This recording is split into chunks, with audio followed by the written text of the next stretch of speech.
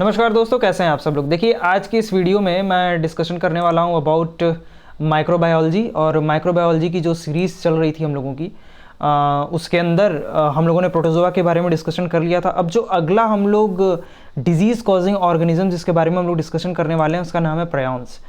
तो दोस्तों देखिए, जब आप सिलेबस उठाएंगे तो आपको कहीं भी प्रायॉन्स का जिक्र नहीं मिलेगा। कहीं भी प्रायॉन्स के बारे में नहीं कहा गया है कि आप प्रायॉन्स को पढ़िए, स्पेसिफिकली जब मैं माइक्रोबायोलॉजी की बात कर रहा हूँ। ठीक है दोस्तों, लेकिन इससे सवाल आया हुआ है। लेकिन आप आईआईटी जैम के जो सिलेबस डिज़ाइन करने वाले मेंबर्स हैं, उनसे आप ये सवाल भी नहीं कर सकते हो कि आपने जो है प्रायॉन्स तो नहीं बोला था लेकिन प्रायॉन्स दे दिया आपने। क्योंकि दोस्तों ये एक ऐसी तरीके का ऑर्गेनिज्म है जो कि ऑर्गेनिज्म तो नहीं बोलेंगे, ये आप एक तरीके से प्रोटीन है। ठीक है दोस्तों, क्योंकि ये जिंदा तो नहीं होता है प्रोटीन, लेकिन ये एक तरीके से डिजीज़ कॉज कर देता है अपने बॉडी में। और स्पेसिफिकली जब हम लोग बात करते हैं तो न्यूरॉन सेल्स जो होते हैं, न्यूरोनल टिश्यूज़ होते हैं, उसको ये इन्फेक्ट करने का काम करता है। समझ रहे हैं दोस्तों कैसे करता है, क्या है इसका मैकेनिज्म, और इससे क्वेश्चंस जो आए हैं वो सब मैं लेकर के आया हूँ। दोस्तों क्वेश्चन मैं एक ही लेकर के आया हूँ, बाकी आपको गेट के एग्जाम में देखने को मिलेगा या फिर CSIR नेट में आया था क्वेश्चन। एक जो IIT जैम से क्वेश्चन आया था, मैंने इसको इंक्लूड कर लिया इस सिलेबस में, इस स्लाइड के अंदर दोस्तों। ठीक है, तो आप जैम पे क्लेम नहीं कर सकते। इसी तरीके से मैंने प्रोटोजोआ बनाया, मुझे लगा कि मैंने प्रोटोजोआ पढ़ा दिया, मेरा हो गया। लेकिन जब मैं क्वेश्चन देख रहा हूं तो प्रोटोजोआ से क्वेश्चन दोस्तों क्लासिफिकेशन से भी आ गया है। लेकिन इसमें क्या बोला हुआ है माइक्रोबायोलॉजी में कि प्रोटोजोआ की आपको सिर्फ जनरल कैरेक्टर्स जानने हैं, जनरल फीचर्स जानने हैं वायरसेस और बैक्टीरिया। और सवाल ये उठाया हुआ है क्लासिफिकेशन से। तो दोस्तों मैं कुछ भी छोड़ूंगा नहीं, अब मैं क्लासिफिकेशन भी पढ़ाऊंगा प्रोटोजोआ का, और फंगस का भी, जहां तक इन्फेक्शियस एजेंट्स हैं, समझ रहे हैं आप लोग, तो मैं उसको भी पढ़ाने की कोशिश करूंगा। ठीक है, तो अब ये कह रहा है कि प्रायॉन्स जो होते हैं वो एक तरीके के प्रोटीन्स होते हैं। ठीक है दोस्तों, और ये अपने बॉडी में स्पेसिफिकली न्यूरोनल टिश्यूज में इन्फेक्शंस कॉज करने का काम करते हैं। ठीक है, और इनका हम लोग जनरल स्ट्रक्चर भी पढ़ेंगे, और डिजीजेस जो उससे रिलेटेड है प्लांट्स और एनिमल्स में, उसको भी हम लोग डिस्कशन करेंगे। तो प्रायॉन्स क्या होते हैं, सबसे पहला तो सवाल ये है। तो देखिए दोस्तों, जो आपकी प्रोटीन होती है ना बॉडी के अंदर, प्रोटीन वो इस तरीके से डिज़ाइन है जैसे कि अल्फा हेलिकल प्रोटीन है दोस्तों। ठीक है, ये अल्फा हेलिकल स्ट्रक्चर में अगर कुछ चेंजेस हो जाते हैं और ये मिसफोल्डेड हो जाती है, राइट, ये जो है मिसफोल्डेड हो जाती है, तो ये जो है इन्फेक्शन कॉज करने लगती है। ठीक है, तो इसी को हम लोग क्या बोलते हैं, प्रायॉन्स। ठीक है, प्रोटीन कंटेनिंग ऑर्गेनिजम्स। ठीक है, यानी कि जो आपके अंदर जो प्रोटीन नॉर्मल थी, जो प्रोटीन एकदम नॉर्मल थी, वही मिसफोल्डेड में बदल गई, और मिसफोल्डेड में बदलने के बाद ये कुछ ऐसे कैरेक्टरिस्टिक्स शो करने लगी कि ये आपके अंदर डिजीज कॉज करने लगी, राइट। तो देखिए, मैं ये कहना चाह रहा हूँ आपसे कि प्रायॉन्स के बारे में आप बहुत वैरायटी पढ़ेंगे, बहुत डाइवर्सिफाई होकर के पढ़ेंगे, लेकिन आपको स्पेसिफिकली वही पढ़ना है जितने की ज़रूरत है, जो IIT जैम से रिलेवेंट है, राइट। आप सब कुछ नहीं पढ़ सकते हो। तो प्रायॉन्स क्या होते हैं, ये एक तरीके के इन्फेक्शियस मिसफोल्डेड प्रोटीन होते हैं। अगर मैं आपसे कहूं तो इन्फेक्शियस मिसफोल्डेड प्रोटीन्स। ठीक है दोस्तों, तो ये क्या होते हैं, इन्फेक्शियस मिसफोल्डेड प्रोटीन्स होते हैं। प्रोटीनीशियस इन्फेक्शियस पार्टिकल्स कहा जाता है इनको। ठीक है, प्रोटीनीशियस इन्फेक्शियस पार्टिकल्स क्यों बोल रहे हैं इसको, why are we calling it as a particles not an organism, because ये डेड होते हैं। डेड इन द सेंस, हम लोग जीवित ऑर्गेनिज्म की तो बात कर नहीं रहे हैं। जैसे सपोज करिए आप वायरस की बात कर रहे होते हो, तो वायरस कहीं ना कहीं रेप्लिकेटिव फिनोमिना में अल्टर कर देता है। ठीक है, इंसान के, जैसे आप HIV वगैरह पढ़ोगे, ठीक है, तो उसमें आप पढ़ते हो रिवर्स ट्रांसक्रिप्टेज का इस्तेमाल। रिवर्स ट्रांसक्रिप्टेज का वो इस्तेमाल करके वो क्या करता है, अल्टर कर देता है, और it causes AIDS, acquired immunodeficiency syndrome. यानी वो क्या किया, कहीं ना कहीं बॉडी में जा करके जो न्यूक्लियस है उसके अंदर जो DNA है उसको अल्टर कर देता है। तो यानी वायरस अपने पास क्या रखा था, अपने पास या तो DNA रखा होगा या तो RNA रखा होगा। ठीक है, इसके बाद वायरल कैप्सिड यानी कि प्रोटीन वगैरह रखा होगा। लेकिन ये तो हम लोग सिर्फ और सिर्फ प्रोटीनिशियस पार्टिकल की बात कर रहे हैं ना। तो मैं अगर एक स्केल पे ला करके रखूं वायरस को और प्रायॉन को, राइट, तो वायरसेस अपने साथ प्रोटीन के अलावा सिंगल स्ट्रैंडेड या डबल स्ट्रैंडेड DNA या RNA भी रखते हैं। लेकिन प्रायॉन्स क्या होते हैं, सिर्फ और सिर्फ प्रोटीन पार्टिकल्स होते हैं। और ये प्रोटीन पार्टिकल क्या करते हैं कि सिंपल अल्फा हेलिकल स्ट्रक्चर है आपके बॉडी में प्रोटीन्स का। मैंने सब पढ़ाया हुआ है दोस्तों, प्रोटीन्स के बारे में पूरा डिटेल में पढ़ाया हुआ है, मैक्रोमोलिक्यूल्स वाला। आप वो प्लेलिस्ट खोलिए बायोकेमिस्ट्री की और जाकर के चेक करिए, क्रेसेट बायोलॉजी सर्च मारिए आप, मैक्रोमोलिक्यूल्स प्रोटीन्स डाल करके अमीनो एसिड्स आपको मिल जाएगा। ठीक, तो आप जो है हेलिकल प्रोटीन्स जो है कन्वर्ट हो जाते हैं किसमें, बीटा प्लीटेड शीट्स में कन्वर्ट हो जाते हैं। बीटा प्लीटेड भी मैंने समझाया हुआ है, अभी मैं स्ट्रक्चर बताता हूँ। ठीक है, बीटा प्लीटेड शीट्स में कन्वर्ट हो जाते हैं। तो ये कर कुछ नहीं रहा है, आपके अंदर जो नॉर्मल बॉडी स्ट्रक्चर है ना, आपके अंदर जो नॉर्मल सा जो होता है प्रोटीन, उसको ये क्या कर रहा है कि ये उसको चेंज कर दे रहा है। ठीक है, और ये इन्फेक्शन कॉज करने लग रहा है। तो अब सवाल ये है दोस्तों कि ये रेप्लिकेट कैसे करते हैं, ये मतलब रिप्रोड्यूस कैसे करते हैं। तो ये क्या होते हैं ना कि नॉर्मल प्रोटीन होते हैं, ठीक है, जो कि अपने सेल मेम्ब्रेन में पाए जाते हैं। वो भी स्पेसिफिकली कहाँ पाए जाएंगे, जैसे आपका देखिए प्रेयॉन्स की जब बात हो रही हो तो आप बिल्कुल भी कंफ्यूज मत होइएगा। प्रेयॉन्स कहीं ना कहीं न्यूरॉन से रिलेटेड है, राइट, कहीं ना कहीं न्यूरोनल इन्फेक्शन कॉज करेगा। न्यूरोनल इन्फेक्शन यानी आपको एमसीक्यू में कहीं भी न्यूरॉन की बात होते हुए नज़र आ रही है और उसमें प्रेयॉन्स का जिक्र है, तो कहीं ना कहीं एकदम अपने दिमाग को एकदम मतलब फोकस्ड हो जाएगा कि कहीं ना कहीं प्रेयॉन्स इसका आंसर होने वाला है। ठीक है, हो सकता है कि इसके अलावा बहुत सारी डिजीज आए दोस्तों। अब पार्किंसन डिजीज दे देगा तब थोड़ा ना आप जो है प्रेयॉन्स को टिक मारेंगे। पार्किंसन डिजीज क्या होता है, मैं जब एनिमल बायोलॉजी पढ़ाऊंगा तो उसमें आपको समझाऊंगा, थोड़ा सा उसके बारे में बताऊंगा क्योंकि पार्किंसन से सवाल आया हुआ है। ठीक है, तो एक्चुअली प्रेयॉन क्या होते हैं, नॉर्मल प्रोटीन होते हैं जो कि अपने सेल मेम्ब्रेन में पाए जाते हैं न्यूरॉन में। शर्त इतनी है दोस्तों कि जो अल्फा हेलिकल स्ट्रक्चर है उसको ये चेंज कर देंगे किसमें, बीटा प्लीटेड में। ठीक है, बीटा प्लीटेड शीट्स में कन्वर्ट कर देते हैं, राइट। तो न्यूरॉन क्या करते हैं, न्यूरॉन तो आपको पता ही है, वैसे मैं पढ़ाऊंगा ही आपको। ये जैसे दो आपका न्यूरॉन की जो एंडिंग है तो इसके बीच का जो गैप होता है ना उसको बोलते हैं सिनेप्सिस। ठीक है, तो ये बहुत इंपॉर्टेंट रोल प्ले करते हैं दोस्तों सिनेप्सिस में, और इनके पास एबिलिटी होती है बॉन्ड बनाने की विद नॉर्मल प्रेयॉन प्रोटीन। ठीक है, और कन्वर्ट कर देता है मिसफोल्डेड प्रोटीन्स को। ठीक है, ये अल्फा हेलिकल किस में कन्वर्ट हो जाता है दोस्तों, हेलिकल बीटा प्लेटेड शीट्स में कन्वर्ट हो जाता है। ठीक, अच्छा अब आपको एक चीज़ और बता दूं मैं, वैसे मैं इसको आगे बता दूंगा, अभी मैं सोच रहा था कि आपको इसके स्ट्रक्चर के बारे में बता दूं क्योंकि स्ट्रक्चर बहुत ही ज़्यादा इंपॉर्टेंट है और इससे सवाल आ सकते हैं। जैसे मैंने बोला, अच्छा याद रखिएगा स्ट्रक्चर में हम लोग नॉमेनक्लेचर को बेसिकली डील कर रहे होंगे। ठीक है, नॉमेनक्लेचर यानी मैं क्या बात कर रहा हूँ आपसे, अभी आप समझ जाएंगे। हर चीज़ की एक नेमिंग होती है। जैसे दोस्तों वायरसेस की भी ना फैमिली होती है, वायरसेस की भी फैमिली होती है, उनकी भी नेमिंग की जाती है। ठीक है, वैसे ही प्रेयॉन्स के लिए छोटा सा एक नॉमेनक्लेचर है, आप जान लीजिए। सपोज करिए, सबसे पहले तो ये जान लीजिए, मैंने आपको बताया जो आपका अल्फा हेलिकल स्ट्रक्चर है, मैंने सब कुछ पढ़ाया हुआ है दोस्तों आपको। आप जो है बिल्कुल भी कंफ्यूज होने की जरूरत नहीं है, आप लोग खोल करके देख सकते हैं। सपोज करिए इसमें म्यूटेशन हो जा रहा है, ठीक है, ये अल्फा हेलिकल प्यारा सा अल्फा हेलिकल स्ट्रक्चर था, कोई दिक्कत नहीं थी, अपनी बॉडी बिल्कुल सही ठीक ठाक चल रही थी। अल्फा हेलिकल स्ट्रक्चर किस में कन्वर्ट हो गया दोस्तों, बीटा प्लीटेड शीट में, या फिर बीटा प्लीटेड शीट्स को मैंने आपको बना के दिखाया था, वो कुछ इस तरीके से होते हैं। ये जो है दोस्तों क्या हो गए, मिसफोल्डेड हो गए। मिसफोल्डेड होने की वजह से इनके अंदर इन्फेक्शन कॉजिंग टेंडेंसी आ गई। ठीक, इसको मैं यहाँ पे लिख देता हूँ, बीटा प्लीटेड शीट्स। अब हम लोग इसको क्या बोलते हैं, ये जो नॉर्मल होता है ना इसको हम लोग क्या बोलते हैं, PRPC, राइट। और ये जब इसमें कन्वर्ट हो जाता है तो हम लोग इसको क्या बोलते हैं, PRPSC। क्या होता है दोस्तों, इस नॉमेनक्लेचर का मतलब क्या है और इसका इंपॉर्टेंस क्या है, मैं अभी आपको बताता हूँ। प्रोटीएजेस क्या होता है ना, पहले ये जान लीजिए प्रोटीएजेस क्या होते हैं। सबसे पहले मैं पेन के कलर चेंज कर लेता हूँ, एक सेकेंड दोस्तों। ये प्रोटीएजेस क्या होते हैं दोस्तों, ये आपके डिग्रेड करने का काम करते हैं, राइट। किसको, प्रोटीन को डिग्रेड करने का काम करते हैं। तो दोस्तों जैसे ये प्रोटीन है ना, तो इसको डिग्रेड करने का काम क्या कर रहा है, प्रोटीएजेस। तो होता क्या है ना कि जब नॉर्मल प्रोटीन कन्वर्ट होता है इन्फेक्शियस फॉर्म में, जैसे ये नॉर्मल प्रोटीन है आपका, ये इन्फेक्शियस फॉर्मेट में कन्वर्ट हो गया ये, ठीक है। तो होता क्या है कि तब वो बॉडी के मैकेनिज्म में वापस नॉर्मल भी हो जाता है, ये नॉर्मल हो सकता है, ठीक है। लेकिन अगर ये नहीं हो पाता है किसी कारणवश, अगर नहीं हो पाता है तो प्रोटीन डिग्रेड कर देती है इसको, जैसा कि मैंने आपको बताया। और यही प्रोटीएजेस क्या करती है, डिग्रेड करने का काम कर देती है, ठीक है। लेकिन दोस्तों अगर ये एक बार इसमें कन्वर्ट हो गया, ठीक है, यानी कि प्रेयॉन इन्फेक्टेड कर दिया इसको, तो आप जो है प्रोटीएजेस यहाँ पे फेल हो जाती है, प्रोटीएजेस भी काम नहीं कर पाती है। सिंपल भाषा में समझिए मैं क्या कहना चाह रहा हूँ, जब ये अल्फा हेलिकल स्ट्रक्चर कन्वर्ट हो जाता है बीटा प्लेटेड शीट्स में, तो जब ये प्रायोन कॉजिंग इन्फेक्शियस फॉर्म में कन्वर्ट हो जाता है, डिजीज कॉजिंग इन्फेक्शियस फॉर्म में, तब ये नॉर्मल फॉर्म में भी चेंज नहीं हो सकता है, यानी प्रोटीएजेस भी पूरी तरीके से फेल हो जाती है। यहाँ पे समझ में आ रही है बात दोस्तों मैं क्या कह रहा हूँ।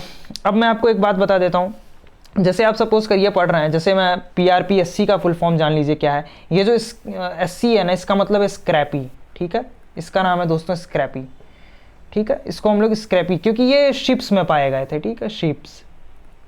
अच्छा, तो दोस्तों अब मैं आपको एक बात बता देता हूँ कि मैंने आपको एपोप्टोसिस पढ़ाया हुआ था और सेल के अंदर पढ़ाया हुआ था, आपको अगर याद होगा तो यहाँ पे एपोप्टोसिस का इस्तेमाल पढ़ने वाला है, मैं अभी आपको बताऊंगा। लेकिन एक चीज़ मैं दोस्तों भूल गया, यहाँ पे PRP-C, यहाँ पे C का मतलब क्या है, पहले तो ये जान लीजिए, प्रोटीन पार्टिकल की बात हो रही है, ठीक है, protein common for cellular, this is cellular, this stands for cellular.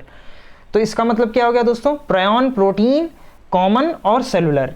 PR का मतलब क्या हो गया, prion, PR stand for prion, ठीक है, and this one is your protein and this one is your cellular. यहाँ पे भी प्रायोन और यहाँ पे क्या हो गया दोस्तों, प्रोटीन, और SC का मतलब स्क्रैपी, जो कि शीप्स था, ठीक है, यानी कि भेड़ों की बात हो रही है। तो अब मैं आपको ये बताना चाह रहा हूँ कि एक्चुअली में एग्रीगेट बनते कैसे हैं। ठीक है, इतना आपने अगर नोट कर लिया है तो मैं आपको थोड़ा सा बता देता हूँ कुछ चीज़ों के बारे में। देखिए मैं इतना क्यों बता रहा हूँ, इतना तो सवाल भी नहीं आया हुआ है, लेकिन दोस्तों IIT जैम को आप नहीं जानते हैं कि इसमें जो है IIT जैम, एक सेकंड दोस्तों, हाँ, ये IIT जैम कभी भी कुछ भी नया नया तरीके का बना के दे सकता है, आप उसके बारे में नहीं जानते हैं, समझ रहे हैं। तो आज ये बना दिया है, कल को कुछ और सवाल बना देगा, तो आप इसके बारे में नहीं समझ सकते हैं कि क्या सवाल आ सकता है। तो अब मैं बात करने वाला था दोस्तों कि ये कैसे कन्वर्ट होता है। जैसे सपोज करिए PRP-SC है आपका, ये इन्फेक्शियस फॉर्म में है, ठीक है, इन्फेक्शियस के लिए हम लोगों ने क्या लिखा था, PRP-SC, राइट। PRP-SC जो है ये आपका PRPC को इन्फेक्ट कर रहा है, राइट, PRPC। इसको मैं थोड़ा सा ब्लैक कलर से रंग देता हूं ताकि आपको कंफ्यूजन ना हो, ठीक है। तो ये जो है अपना एग्रीगेट बनाता है दोस्तों, ठीक है। ये एग्रीगेट कैसा बनाएगा, तो ध्यान से देखिए, ये एग्रीगेट बनाएगा आपका, दो ठो रेड कलर के हो जाएंगे, ये आपके दो ठो PRP-SC हो गए, ये आपके PRP-SC हो गए, और ये आपका दोस्तों PRPC हो गया, ठीक है। इसको मैं कलर कर देता हूँ ब्लैक कलर से, ठीक है दोस्तों। ये हो गया आपका PRPC, राइट, PRPC। ये याद है ना दोस्तों, PRP-SC क्या था आपका, ये इन्फेक्शियस फॉर्म है, और ये आपका PRPC नॉन इन्फेक्शियस, यानी कि नॉर्मल अल्फा हेलिकल स्ट्रक्चर जो आपके बॉडी में प्रेजेंट होता है। तो ये क्या किए, अपना एक पूरे तरीके से क्या किए, एक एग्रीगेट बना लिए, ठीक है। तो ये इस तरीके से इन्फेक्शन कॉज कर रहे हैं, देख लीजिए दोस्तों, एक का चार बना दे रहे हैं, पूरी तरीके से एग्रीगेट बन जाता है। ये एग्रीगेशन फॉर्म किया और ये डिस्ट्रॉय कर देते हैं क्या, न्यूरॉन सेल्स को। ये क्या करते हैं, डिस्ट्रॉय कर देते हैं न्यूरॉन सेल को, जिसको हम लोग क्या बोलते हैं दोस्तों, apoptosis, apoptosis, programmed cell death. पूरा पढ़ाया हुआ है मैंने, इसका दूसरा पार्ट भी लाना है मुझे एपोप्टोसिस पे, जो कि मैंने सेल बायोलॉजी वाले में पढ़ाया हुआ है। आप जा करके उसको प्लेलिस्ट में चेक कर सकते हैं, अभी एक ही दो वीडियोस आई हैं, उसकी पूरी नहीं आई है, आप लोग चेक कर सकते हैं, ठीक। अच्छा, मेन मुद्दे पे आते हैं, सबसे इंपॉर्टेंट बात, प्रायोन डिजीजेस, कौन सी डिजीज़ ये कॉज करता है। तो दोस्तों इसको हम लोग बोलते हैं स्पॉन्जी फॉर्म, स्पॉन्जी फॉर्म एंसीफेलोपैथी, एंसीपैथी, ठीक है दोस्तों। अब जानिए है क्या एक्चुअली में स्पॉन्जी फॉर्म की। अगर मैं बात करूं तो ये स्पॉन्ज लाइक स्ट्रक्चर होते हैं, ठीक है, यानी कि स्पॉन्ज लाइक, इसको हम लोग स्पॉन्जी फॉर्म एंसीफेलोपैथी भी बोलते हैं दोस्तों, जो प्रायोन कॉजिंग डिजीजेज होती हैं, ठीक है, उसको हम लोग स्पॉन्जी फॉर्म एंसीफेलोपैथी भी कहते हैं। और सवाल इस पे आ चुके हैं, तो आप लोग जो है इसको ध्यान से देखिएगा। स्पॉन्ज लाइक या स्पॉन्ज फॉर्मिंग, ठीक है, ये क्या, एनसी का मतलब क्या है, न्यूरोनल लैंग्वेज में जाएंगे जब आप, तो इसको हम लोग बोलते हैं ब्रेन। और दोस्तों पैथी का मतलब पैथोलॉजी, आपने सुना है ना, पैथी या पैथो या पैथोलॉजी, तो इसका मतलब होता है दोस्तों डिजीज, डिजीज प्रोसेस। इतना तक बात क्लियर होगी। अच्छा, इसमें क्या होता है कि ब्रेन टिश्यूज डीजेनरेट होते हैं, सिस्ट का फॉर्मेशन कर लेते हैं, और जो कि स्पॉन्ज की तरह लिखने लगता है, ठीक है, दिखने लगता है। इसका एग्जाम्पल क्या हो सकता है? तो इसका एग्जाम्पल दोस्तों क्या हो सकता है प्रायन डिजीज़ का? पहले तो एक ध्यान से सुनिएगा, पहले मैं इसको मिटा दूँ, थोड़ी हैंडराइटिंग थोड़ी क्या काफ़ी गंदी हो गई है। तो दोस्तों एग्जाम्पल इसका क्या हो सकता है? प्रायन डिजीज़ के एग्जाम्पल का नाम सुनते जाइए दोस्तों, क्योंकि सवाल में इसी से आया हुआ है और मैं आपको दिखाता हूँ कब आया था सवाल। तो एग्जाम्पल है दोस्तों इसका स्क्रैपी, पहला एग्जाम्पल हो जाएगा इसका दोस्तों स्क्रैपी। मैंने आपको बताया भी है, SC नाम भी दिया था। ये किस में कॉज होता है? तो ये दोस्तों शीप में कॉज होता है। दूसरे नंबर पर है दोस्तों आपका mad cow disease. Yes, one of the most important, mad cow disease. Mad cow disease ये तो दोस्तों बहुत ही इंपॉर्टेंट है, इस पे सवाल भी आया हुआ है। ठीक है, इस पे मैं आपको दिखाता हूँ। ह्यूमंस में भी बहुत होता है दोस्तों। ह्यूमंस की अगर डिजीज़ की मैं बात करूँ ह्यूमंस, तो दोस्तों इसमें सबसे पहला जो एग्जाम्पल है ना वो है CJD। CJD नाम से नहीं आया था, ये आया था दोस्तों Creutzfeldt Jakob disease. Jakob disease होता क्या है दोस्तों, इसमें नींद अच्छे से नहीं आती है। ठीक है, अब ऑब्वियस सी बात है, न्यूरॉन्स डिस्टर्ब हो गए हैं तो नींद अच्छी से नहीं आएगी, डिमेंशिया होगा। डिमेंशिया का मतलब ही होता है कि नींद ना आना अच्छे से। ठीक है, और ये बहुत ही फैटल हो सकती है, बहुत ही खतरनाक हो सकती है, इंसान एक ना एक समय डेथ हो जाती है उसकी। ठीक है, इसके अंदर एक और एग्जाम्पल है जो दोस्तों जो ह्यूमंस में कॉज होता है वो है FI। FI का मतलब हम लोग बात कर लें फैटल एमनोसिया के बारे में। ठीक है, फैटल एमनोसिया। जब आप थोड़े से और बड़े हो जाएंगे और जब आप ICMR का पेपर देंगे तो इस सन में यानी कि 2022 की बात करूं तो ये FI पे सवाल आया हुआ था दोस्तों। ठीक है, तो ICMR एक होता है, मैं इसके ऊपर डिटेल में वीडियो बना दूंगा, इसमें JRF का एग्जाम होता है।